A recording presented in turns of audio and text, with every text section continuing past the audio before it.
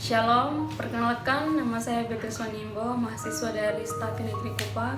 Dalam video kali ini saya akan membawakan materinya tentang bagaimana nilai dan norma konstitusional Undang-Undang Dasar Negara Indonesia tahun 1945 dan konstitusionalitas ketentuan perundang-undangan di bawah UUD. Menelusuri konsep dan urgensi konstitusi dalam kehidupan berbangsa dan bernegara, konstitusi adalah seperangkat aturan atau hukum yang berisi ketentuan tentang bagaimana pemerintah diatur dan dijalankan. Oleh karena itu, aturan atau hukum yang terdapat dalam konstitusi itu mengatur hal-hal yang amat mendasar dari suatu negara. Maka, konstitusi dikatakan pula sebagai hukum dasar yang dijadikan pegangan dan penyelenggaraan suatu negara. Konstitusi dari segi bahasa atau asal katanya secara etimologis, istilah konstitusi dikenal dalam sejumlah bahasa. Misalnya dalam bahasa Prancis dikenal dengan istilah constituer. Dalam bahasa Latin atau bahasa Italia digunakan dalam bahasa Rianto 2009. Constitution dalam bahasa Prancis berarti membentuk pembentukan. Yang dimaksud dengan pembentukan di sini adalah membentuk suatu negara. Konstitusi mengandung permulaan dari segala peraturan dengan mengenai suatu negara, atau dengan kata lain bahwa konstitusi mengandung permulaan dari segala peraturan mengenai negara. Pro Jodicoro 1970 membentukkan suatu negara atau penyusun dan menyatakan suatu negara. Lubis 1976 dan sebagai peraturan dasar mengenai pembentukan negara. Matchful MD 2001 merujuk pandangan Lord James Bragg dengan yang dimaksud dengan konstitusi adalah suatu kerangka negara yang diorganisasikan melalui dan dengan hukum yang ditetapkan, lembaga-lembaga yang tetap dengan mengakui fungsi-fungsi dan hak-haknya. Konstitusi semacam ini dapat diwujudkan dalam sebuah dokumen yang dapat diubah sesuai dengan perkembangan zaman, tetapi dapat pula berubah body of civil laws yang diberi otoritas sebagai hukum tata negara. Rumusan J. Armstrong ini pada dasarnya sama dengan definisi Bolingbroke, Astim, Rianto 2009. Konstitusi perlu diketahui terlebih dahulu fungsi-fungsinya. Yang pertama, fungsi konstitusi sebagai landasan konstitusionalisme. Landasan konstitusionalisme adalah landasan berdasarkan konstitusi, baik konstitusi dalam arti luas maupun konstitusi dalam arti sempit. Konstitusi dalam arti luas meliputi undang-undang dasar, undang-undang organik, peraturan perundang-undangan lain, dan konvensi. Konstitusi dalam arti sempit berupa undang-undang dasar. Fungsi yang kedua, konstitusi berfungsi untuk mengatasi kekuasaan pemerintah sedemikian rupa sehingga penyelenggaraan kekuasaan tidak bersifat semena-mena.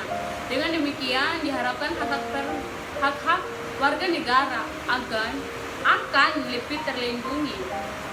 Gagasan ini dinamakan konstitusionalisme yang oleh Karl Joachim Friedrich dijelaskan sebagai gagasan bahwa pemerintah merupakan suatu kumpulan kegiatan yang diselenggarakan oleh dan atas nama rakyat, tetapi yang dikenakan beberapa pembatasan yang diharapkan akan menjamin bahwa kekuasaan yang diperlukan untuk pemerintah itu tidak disalahgunakan oleh mereka yang mendapat tugas untuk pemerintah.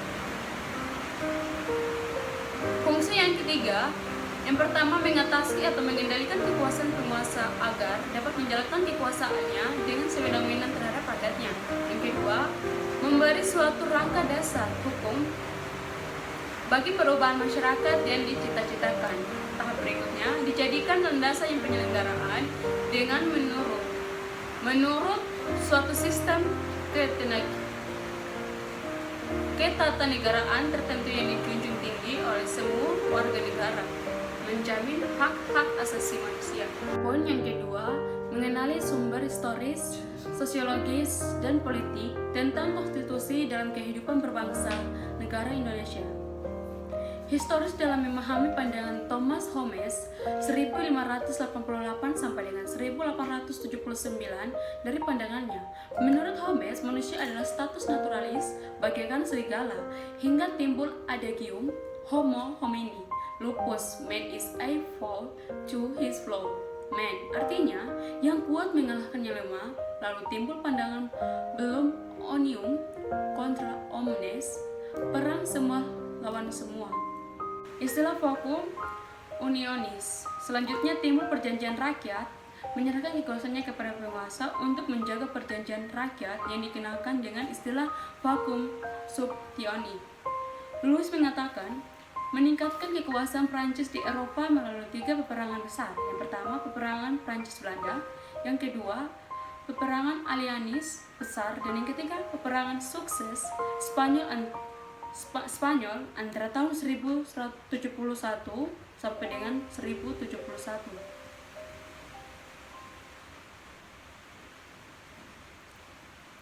Louis berhasil menerapkan absolute time dan negara terpusat, LAD, negara adalah saya. Louis berkata sebelum ajalnya, Je me fais mai el tai demorera toujours, saya akan pergi tetapi negara akan tetap ada. Akibat pemerintahannya yang applause, Louis berkuasa dengan sewenang-wenang. Poin yang ketiga, membangun argumen tentang dinamika dan tantangan konstitusi dalam kehidupan berbangsa negara Indonesia.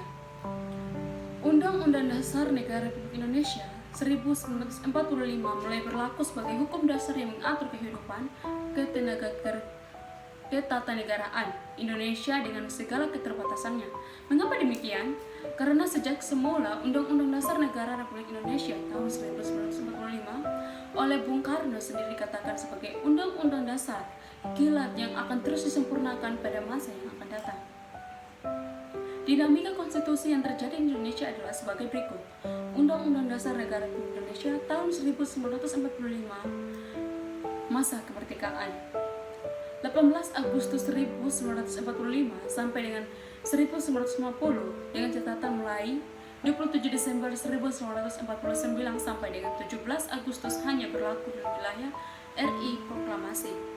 Yang kedua, Konstitusi RI 1949 27 Desember 1947 sampai dengan 17 Agustus 1950. Yang ketiga, Undang-Undang Dasar 1950 17 Agustus 1950 sampai dengan 5 Juli 1959. Yang keempat, Undang-Undang Dasar Negara Republik Indonesia tahun 1945